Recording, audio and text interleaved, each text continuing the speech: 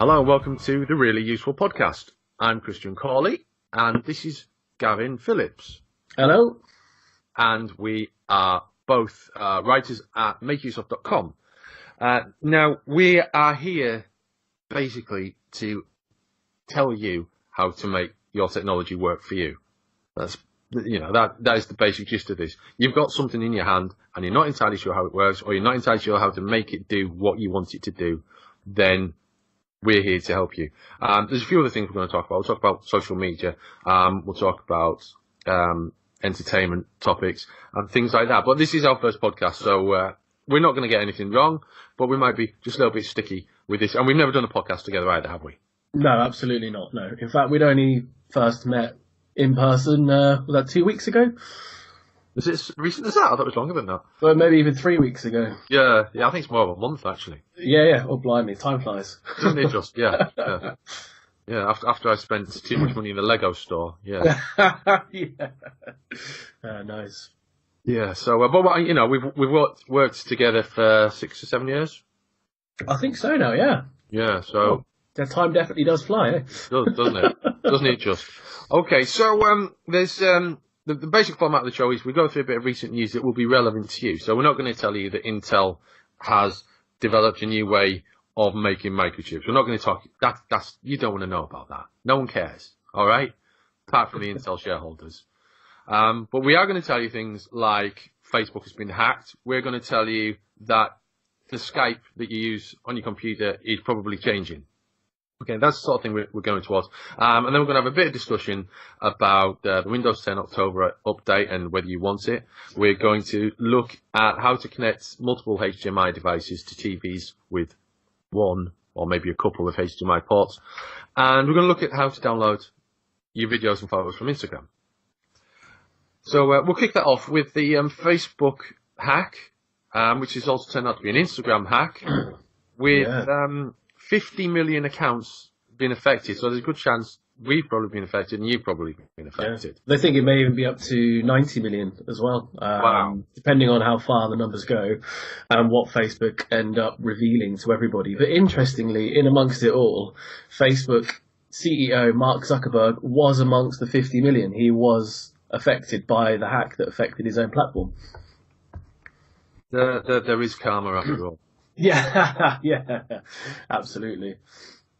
What's interesting is the way that it came about, which is when they introduced the View As feature to Facebook all those years ago, which was initially designed to let people see what their accounts looked like from the eyes of someone on the outside. But introducing that also introduced 3 bugs at the same time. And this is years back now, that Facebook hadn't quite caught on to, and someone's exploited it. You expect companies the size of Facebook, with pulling in the amount of money that Facebook has, to maybe be on top of security issues like that. It does seem somewhat obvious from the position of a hacker, someone who's a specialist in stopping hackers, security specialist, maybe would spot that. So, yeah, it's interesting. That something like that could happen, and the way that they have exploited the hack to get all the way into the CEO's account. I don't know if you saw there was was it Filipino or Taiwanese hacker who said he was going to do a live video stream of him deleting Mark Zuckerberg's Facebook account using this exploit. But he reneged on the deal, and he's since uploaded it to Facebook's bounty scheme.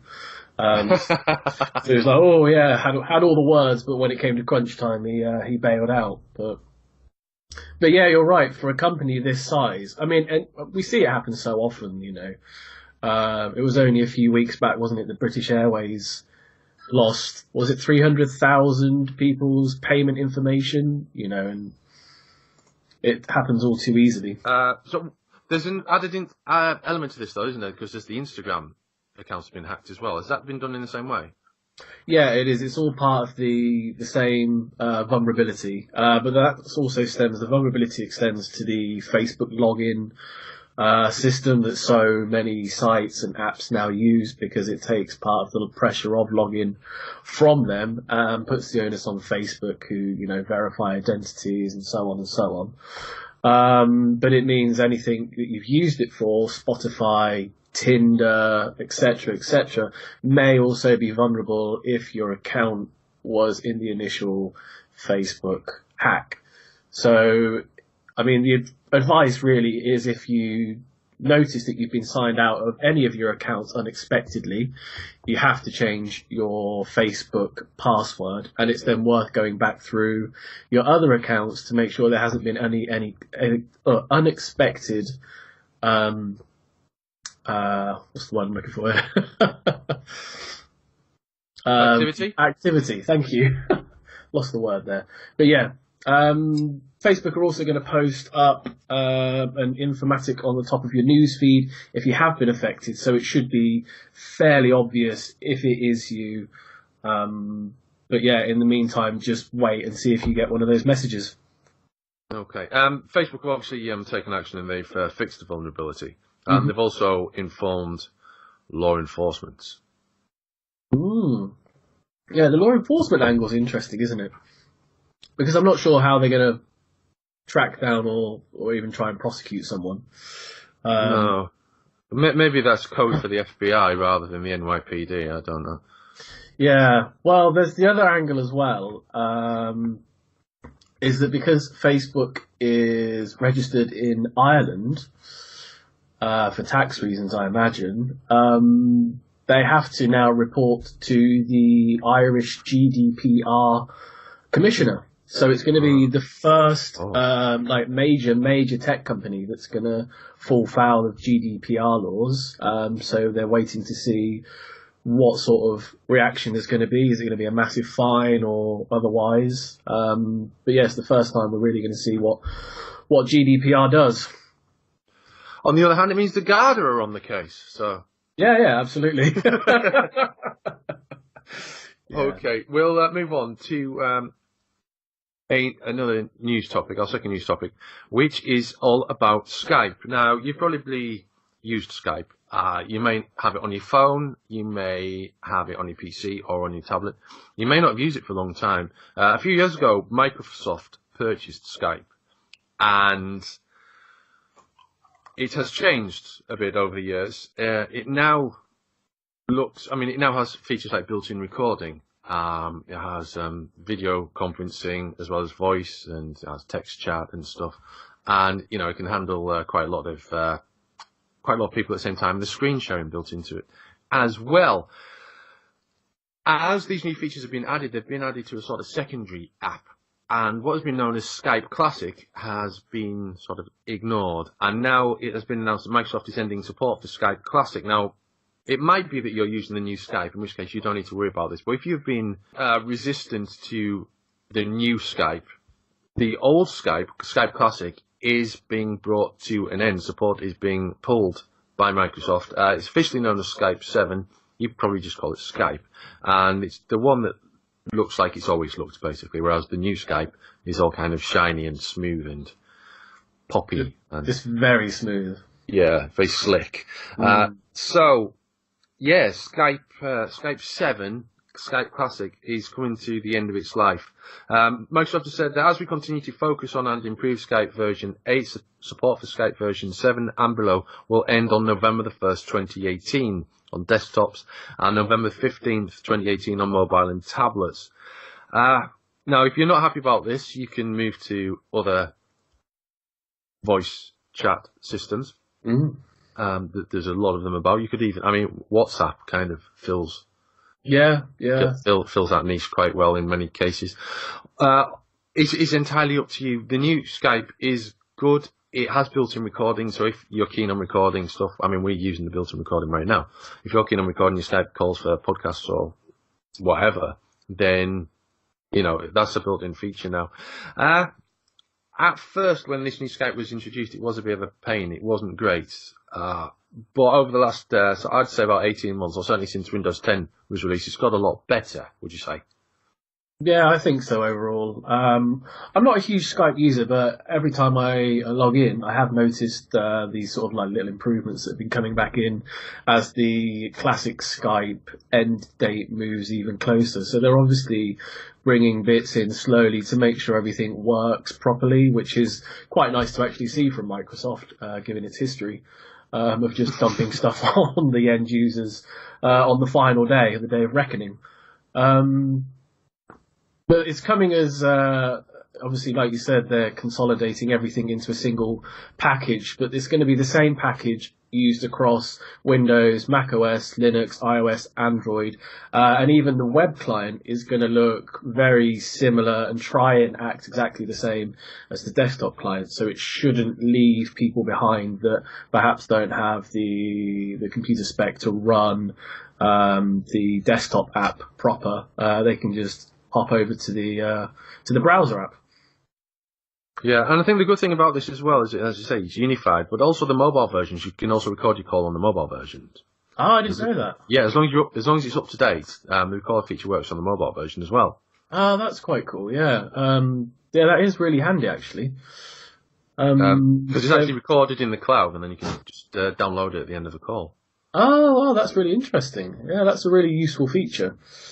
I noticed as well they're going to bring in end-to-end encrypted messaging to maybe take a swipe at sort of Telegram and WhatsApp, like you previously mentioned, take a swipe out of their market and try and bring some people back to the Microsoft fold.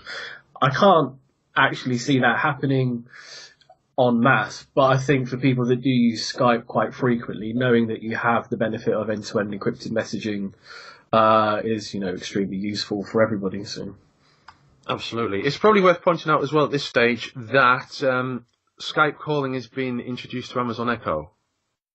Wow. See, that's another excellent feature and another great step forward for Skype users. Have you tried it out? Do you have an Echo? I haven't tried it out because I only found out about it a few hours ago, but I'm going to be trying it out.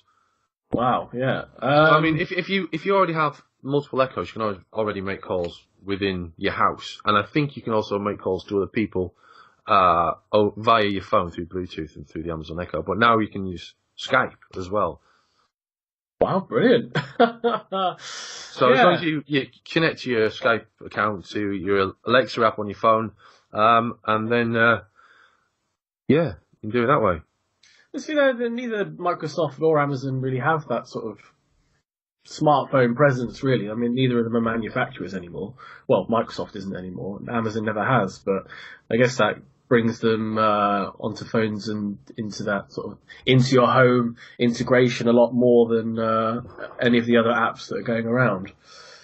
Well, Amazon had the Fire Phone, didn't they? But that kind of, I think they got burned. Most of them got burned, I think. Yeah. Yeah. Well, how would that work then? Will Microsoft using AWS cloud services, or they jump it over to Azure? And you'll be able to get your data through an Amazon cloud server or through a Microsoft cloud server. I wonder how that's going to work out in the long run. But it'd be interesting to find out. But as long as it supports there and it works, then that's all we care about, really, isn't it? Yeah, absolutely. God, imagine that, just being able to shout out a name and there they are on the other end of the phone. Yeah, that could actually prove to be quite useful. But it could also prove to be quite distracting for a lot of people as well. Yeah. Okay. Look, we have got. It's October. We're recording this on the 1st of October. Hopefully, you're going to hear this on the 1st of October if the editing goes well for me. But it means that there's a new Windows update coming along. There's always a big Windows update coming along. Yeah. Somewhat terrifyingly. Terrifyingly indeed. Yeah. Windows 10 is kind of. Microsoft has stated that Windows is forever to be known as Windows 10 on the desktop. No doubt they will change their mind about that at some point in the future, but certainly it has been an ongoing process of revision, which is why you get a lot of updates for Windows 10. There is a new update due. It's the October 2018 update. Now, the thing is, you might not actually want it. You will get it whether you want it or not, but you might not want it at first because there has been problems with previous updates whereby computers have been bricked or they've run unreliably, or the update hasn't taken in some way, or whatever. So, although Microsoft do run a kind of an evaluation testing service to see how things are updating, with a particular special group of people who have volunteered for these, there's no way that they can account for every single permutation of hardware, which is why it's a good idea to avoid updates early on. Have you ever been hit by a bad update, Gavin? In the early days of Windows 10, when there was a lot of chopping and changing going on, I did have one that it didn't completely brick the computer, but it broke so much stuff that I had to roll back to the previous version. Right. And then I've been an insider previewer for quite some time on my laptop, so every now and then, never had anything that's completely destroyed stuff, but it's made apps not work and bits and bobs. So, but then that's what you sign up for being as part of the insider preview team. So you do have to kind of expect that. So there's no sort of ill feeling towards Microsoft on that basis. But you are right. There's a lot of talk and a lot of stuff online on forums, and people's computers do break. There's still incidents of people's apps being removed after various updates without warning, people losing a lot of data and information. So sometimes holding off on especially the large ones, because it is a large one coming up, the 1809 Redstone 5 update. It is going to be a really big one. It's going to change a lot of stuff. It's going to make some changes to the actual Windows shell itself, which is one of those things that can make a few things go wrong here and there. So, yeah, taking time and letting it bed in, if you can, for maybe 2 weeks, let a few of those kinks get ironed out, because Microsoft do tend to get on these things quite quickly these days. It's definitely the right course of action. Okay, we've got a couple of tips on how you can put this back. Now, if by all means listen, don't feel you have to write this down. You can listen back. You can just hit rewind and listen back again. But you'll find a brief summary of this in the show notes. If you're using Windows 10 Home, you can temporarily disable this update by setting your internet connection to metered. You may not know this, but you have two ways of setting your internet connection in Windows 10. You can set it to metered, or you can set it to unmetered. You set it on or off. If it's off, that means that there's no metering. That means if you're on a metered internet connection, you could go over your limit of bandwidth of data download. But if you set metered on and then set a limit on that, then you'll stop that happening. And you can do this to stop the update for the time being. So you'd go to the Start menu and then go to Settings, or you could press the Windows key and I to open Settings. Then go to Network and Internet and Wi-Fi. Select the network that you use, and there's a little switch under Set as Metered Connection. Set that to On, and that will basically prevent Windows Update from installing automatically. But that is only temporary. It'll slow down the update coming onto your computer, so it will download bits in the background, so later on it will need to be applied. If you're using Windows 10 Pro or Education or Business, you can pause updates for 35 days. Go to Settings, Update and Security, Windows Update, Advanced Options, find the Pause Updates heading and switch the slider to On. You can also defer updates, so you stay in Advanced Options, and where it says choose when updates are installed, you can select for how many days you want to defer the feature to be updated. The maximum is 365 days.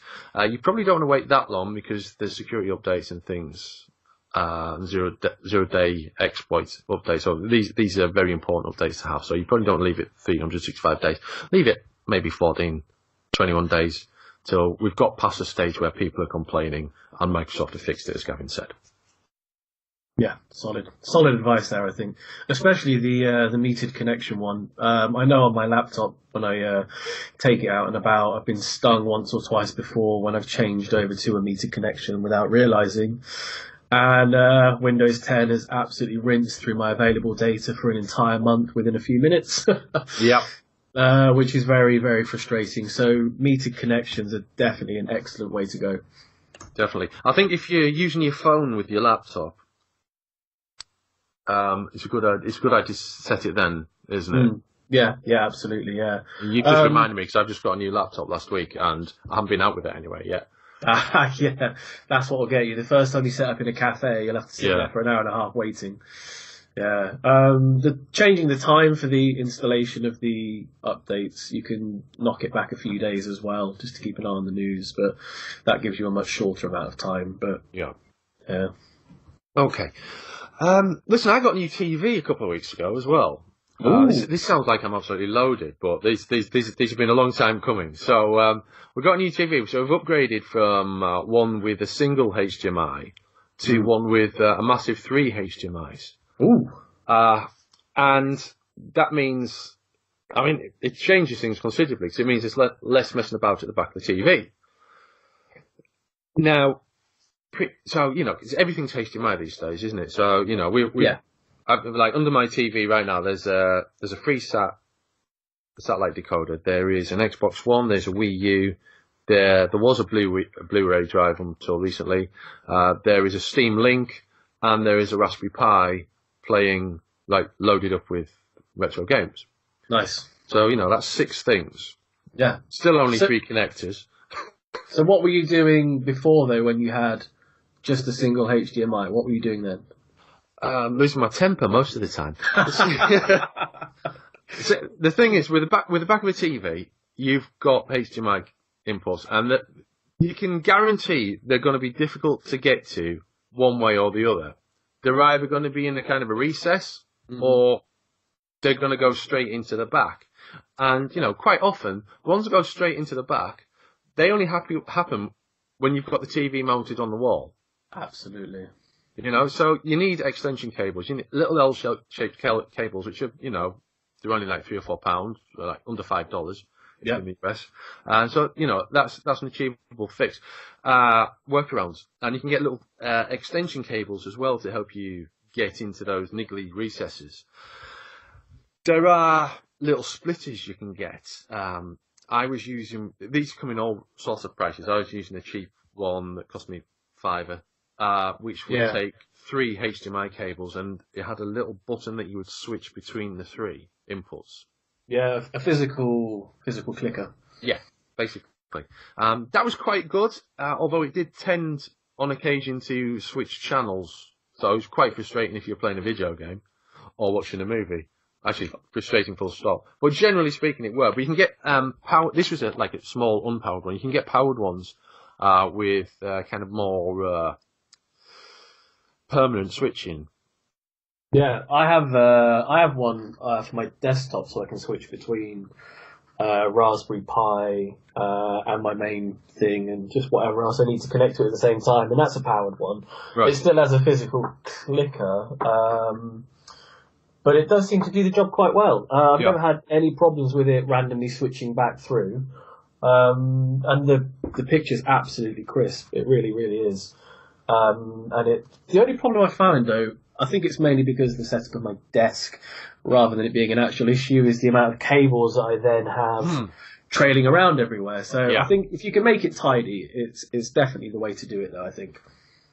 Yeah, definitely. I think with one of these as well, you can kind of enhance the tidiness by having a long cable attached to it, and then just keeping the cables out of sight.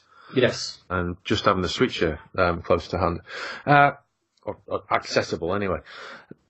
Now, as you mentioned, there are other ways. We've talked about the splitter. Most TVs will also have an RGB or whatever you want to call it. AV. The 3 or 5 colours. Cables, which are more or less interchangeable these days, so that shouldn't be too much of a problem. If you've got a device that has that as an output, or has that as an option as an output, then you can use that instead of HDMI, and use your remote to just switch between those input options. And a lot of TVs, I was surprised, actually, with this one, to find it actually has a VGA, which I kind of thought had been phased out by now. Whoa, hold on. So your new TV has a VGA input? Yeah. Wow, that's impressive. I mean, Yeah. wow. That takes you back, though, surely. I mean, that's actually quite a rare find. Yeah. The previous TV we were used it for about 6 or 7 years. Mm. And the one before that was one of those kind of 3-foot deep flat screens. Yeah. So with it, flat screen, but not a flat TV. So then we went to a flat TV with a single HDMI, and that had pretty much every other input you'd expect. So we're 7 years down the line, and we're getting a TV that's still got a VGA. So I don't know what I'm going to connect to it. You could get a converter for your Retro Pi and take it back to VGA for that real effect, you know? I was thinking of using the RCA for that, though. Oh, wow. God, blimey. Yeah, you got to teach the kids what it used to be like. So. What it used to be like, yeah, totally. We were playing, my son and myself were playing, what was it? Oh, it was Super Mario Brothers 2 a few days ago. Which was he seemed to enjoy it a lot more than I ever did. I wasn't a big fan of Mario games. Oh, okay. Until Super Mario Galaxy. Mario Galaxy was a good one. And Mario Kart as well. The early. Oh, Mario Kart 8. Yeah, that's fantastic. Yeah. But the side-scrolling platforms didn't really do it for me, unfortunately. I know they're very popular, and our listener might have enjoyed a bit of Mario back in the day, or maybe not. But so if you've got a flat screen TV and you've only got one HDMI, there are other options. So don't worry, don't focus too much on HDMI. Look for the other options. Look for the other connectors on the devices you're using and see if there's a way of working around it. If there isn't, then you can get splitters, and they're affordable and very usable. Now, have you got an Instagram, Gavin? I don't have an Instagram. No, I'm not all up on Insta. I'm afraid. I'm not cool enough. You're not one of the cool kids. No, I'm not. No. I don't photograph well. Jesus. I come across all shiny, or my eyes look droopy. You know, people don't want to see that.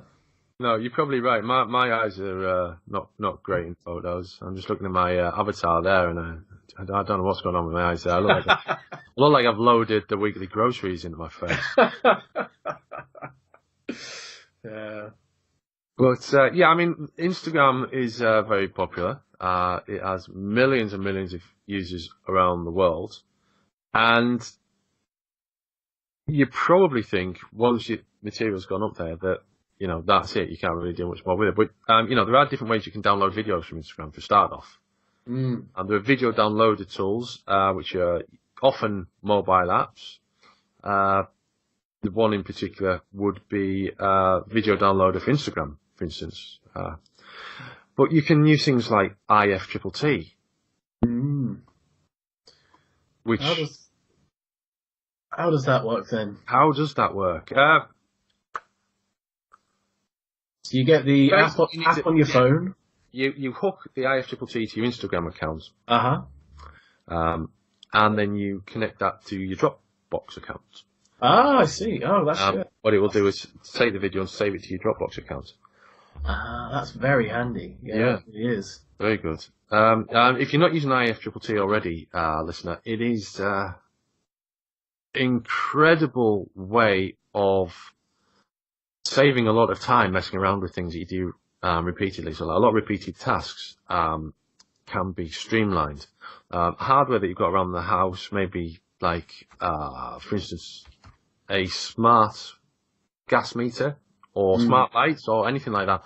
You can set your smart lights to come on at a particular time, or when a message is sent from your phone to your email account, that would then switch the lights on, for instance. So if you're going to come home early, you can just send a message, lights will come on.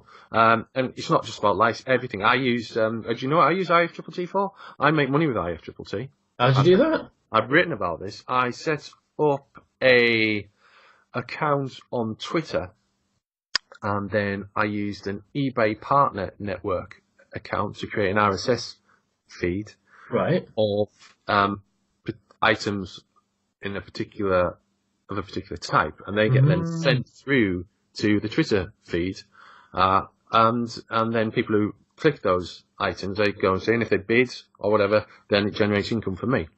Wow, now that is smart. See, that is exactly the things that IFTTT should be used for, making people's pockets bigger. I mean, it's not a massive income. I have to say, it's a nice side income. I made probably 80 quid over the last quarter of last year.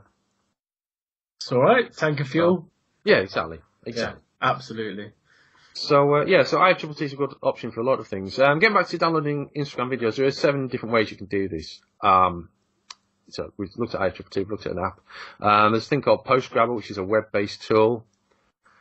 There's DreeDown, another web-based tool. It's basically you drop the URL of the Instagram video from the website into the DreeDown interface, and then it'll download it for you.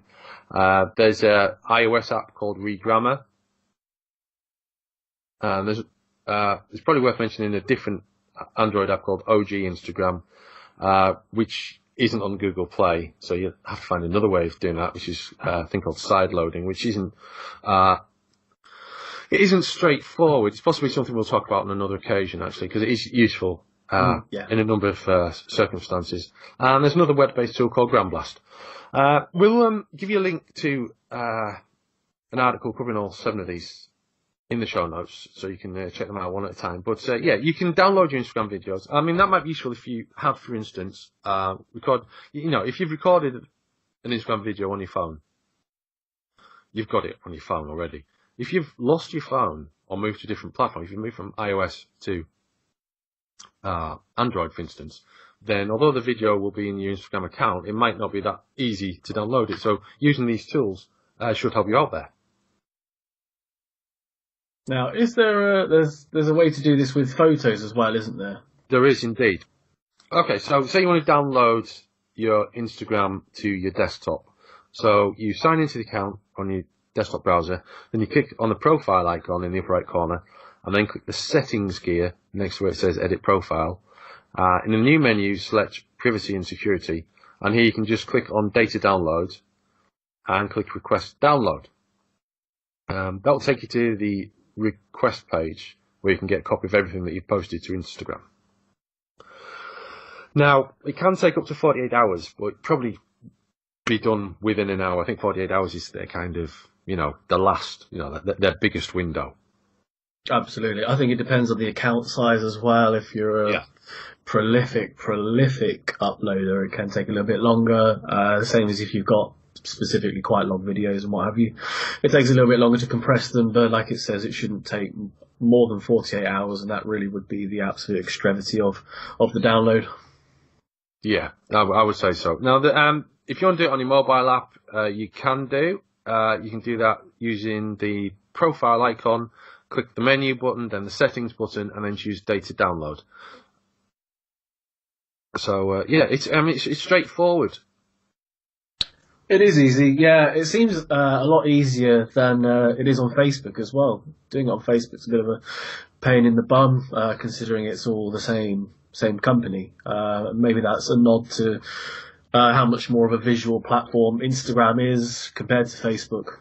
Yeah. There's a tool that you can also use called Downloadgram, which is, I'll tell you what we'll do with that. We'll actually give you a link to using Downloadgram, because it's different for desktop, it's different for iOS, and it's different for Android. We'll basically let you download multiple or single photos from Instagram. It's not specific on whether or not you should download other people's photos or not, but if you do, then don't reuse them. Because that's not really on, is it? No, that's not fair or kind. It's not, absolutely. But I mean, if you're using Instagram, obviously there's plenty of other things you can do with it other than downloading photos. So that's that. Now, we are probably going to say goodbye to you in a moment or two. But we're very keen to hear from you what sort of things you want us to talk about. What topics are troubling you at the moment? Anything challenging you? Have you got a younger relative who isn't being as helpful with your tech as you would like them to be? Have you got an older relative who's causing you endless call-outs? Try and keep it more Polite than that. Are you finding yourself having to go out to someone all the time and you need a bit of support or assistance or suggestion to make the whole process a lot easier? Let that elder, relative, partner, whatever, use their hardware without it being a problem. We are here to help you out with that. You can message me on Twitter. I am the Gadget Monkey, all one word. You're on Twitter as well, aren't you, Gavin? Yeah, I am at Gavin Spavin. You can find me. It's got my face on there. You'll know it's me. If they don't know you, though, it's still got its on. It says I'm a senior writer, so you'll know that it's me. Yeah, absolutely. And we're hosting this podcast to start with on Anchor, which is an interesting new service, relatively new service. So I've got big hopes for those. But you should, if you're clicking this link through one of the social links, you should find us on iTunes and the other big services as well. Certainly, if not this time round, certainly by our next episode. Now, myself and Gavin are only part of a 5-man team, so next time it may not be both of us, or maybe one of us, and not the other one. But we will be back with some more relevant news about your tech, about your hardware, about the gadgets you've got in your house, and a few more snippets on how to make them work for you better. That's the aim of the Really Useful Podcast. Have a good week. Goodbye.